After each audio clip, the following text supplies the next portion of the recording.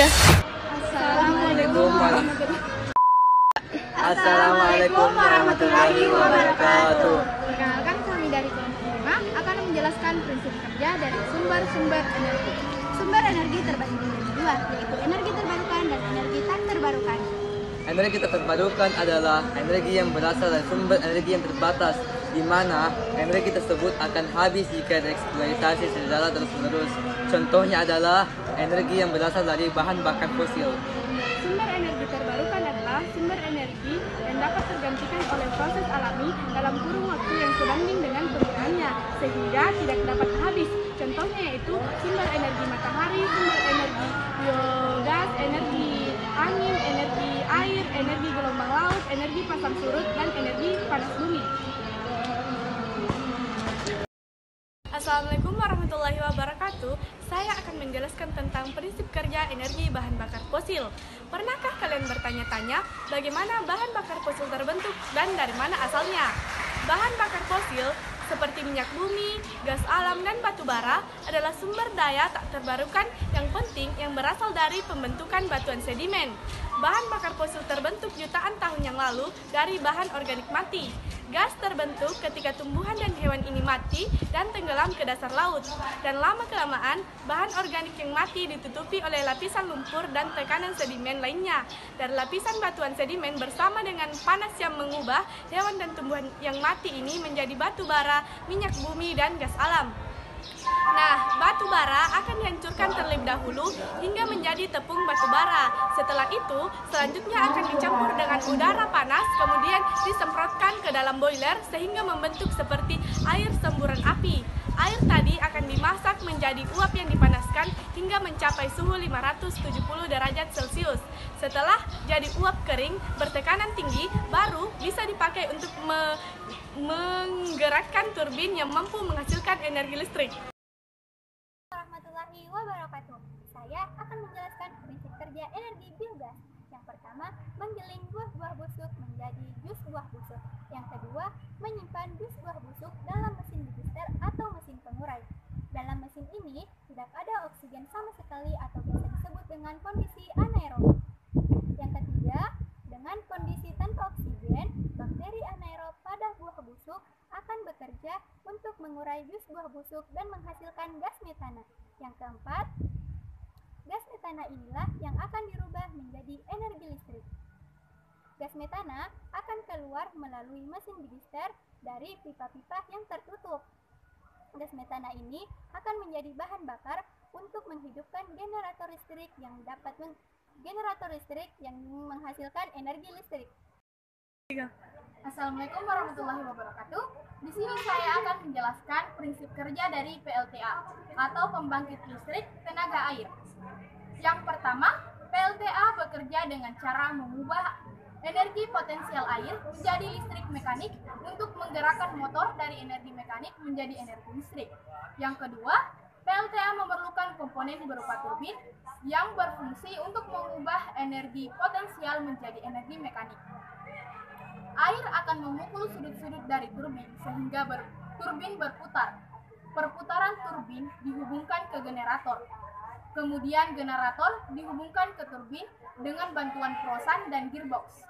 Yang ketiga, perputaran turbin dimanfaatkan untuk memutar kumparan magnet yang ada di dalam generator, sehingga terjadi pergerakan elektron yang membangkitkan arus AC dan arus listrik bolak-balik.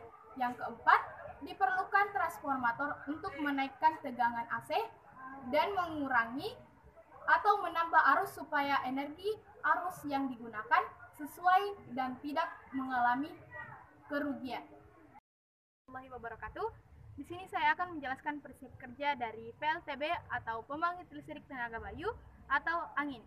Yang pertama, angin yang dihasilkan setiap waktunya digunakan untuk memutar turbin atau kincir angin tersebut. Yang kedua, kemudian ketika turbin atau kincir angin tersebut berputar, maka dapat diteruskan juga untuk memutar salah satu bagian pada generator, yaitu rotor di belakang turbin atau kincir angin. Yang ketiga, setelah beberapa tahap berlalu, maka selanjutnya adalah energi listrik dapat dihasilkan. Yang keempat, sebelum energi listrik yang telah dihasilkan tadi digunakan, akan lebih baik jika energi listrik tersebut tadi disimpan dahulu ke dalam baterai. Terima kasih. Assalamualaikum warahmatullahi wabarakatuh. Saya akan menjelaskan prinsip kerja pembangkit listrik tenaga surya. Yang pertama, prinsip kerja sel surya dimulai dari partikel yang disebut dengan foton. Foton yang merupakan partikel sinar matahari yang sangat kecil.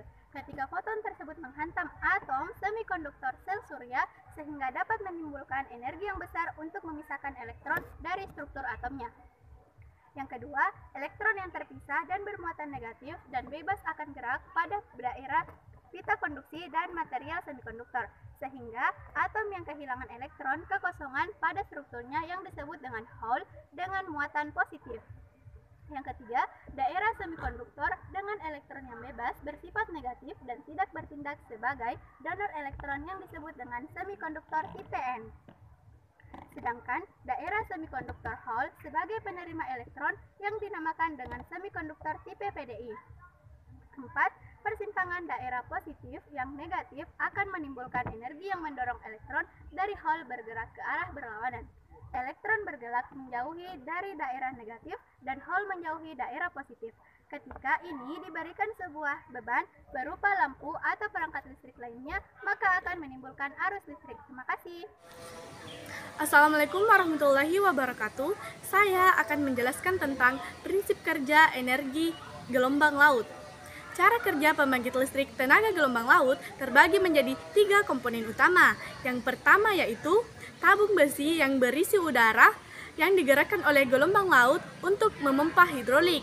Yang kedua adalah pompa hidrolik yang bekerja berdasarkan gaya tekan yang memanfaatkan pelida cair untuk menghasilkan energi kinetik.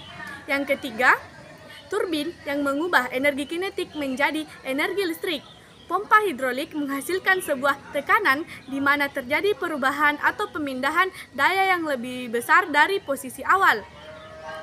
Pelida pengantar ini dinaikkan tekanannya oleh pembangkit tekanan atau gelombang air laut yang kemudian diteruskan atau disalurkan melalui pipa saluran yang dapat memutar turbin. Energi kinetik tersebut diubah menjadi energi listrik dan energi listrik tersebut disimpan sebelum dialirkan ke rumah-rumah atau tempat-tempat yang membutuhkan aliran listrik. Terima kasih. Warahmatullahi wabarakatuh. Saya akan menjelaskan prinsip kerja pembangkit listrik tenaga pasang surut. Pembangkit listrik tenaga pasang surut atau biasa disingkat PLTPS memiliki 4 metode untuk menghasilkan listrik. Yang pertama itu pasang surut dinamis, yang merupakan yang masih dalam proses eksperimen yang menggunakan energi kinetik dan energi potensial dari aliran air laut. Yang kedua yaitu dinding pasang surut, merupakan metode yang memanfaatkan energi potensial berdasarkan perbedaan tinggi permukaan laut. Yang ketiga adalah laguna pasang surut. Metode ini mirip dengan metode dinding pasang surut tetapi tidak melibatkan faktor alam. Yang keempat adalah generator arus pasang surut, menggunakan energi kinetik dari air laut untuk menggerakkan turbin seperti halnya turbin angin yang digerakkan oleh angin. Demikian, terima kasih. Assalamualaikum warahmatullahi wabarakatuh. Assalamualaikum warahmatullahi wabarakatuh. Saya Muhammad Adil Akbar akan menjelaskan tentang PLTP.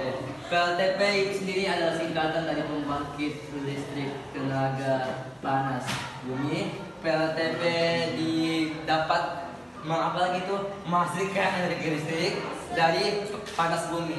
Panas bumi sendiri didapatkan dari suatu tempat ada fluida di atas magma yang bernama reservoir, dan di sini magma yang sangat panas ini yang akan memanaskan fluida yang ada di reservoir. PLTP akan membangun sebuah pipa yang sampai ke reservoir ini, dan karena adanya perbedaan tekanan maka fluida yang ada di reservoir akan naik ke daratan. Fluida yang sudah naik ke daratan akan dipisahkan oleh separator yang memisahkan air dan gas. Dan air yang tidak dipakai akan kembali diinjeksikan ke reservoir.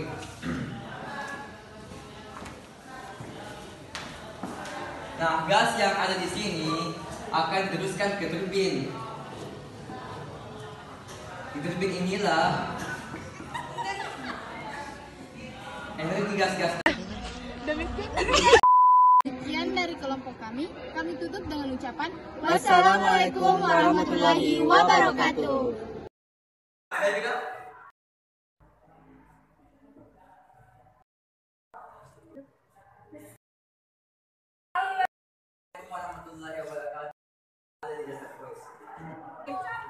Jangan sampai diancam deh.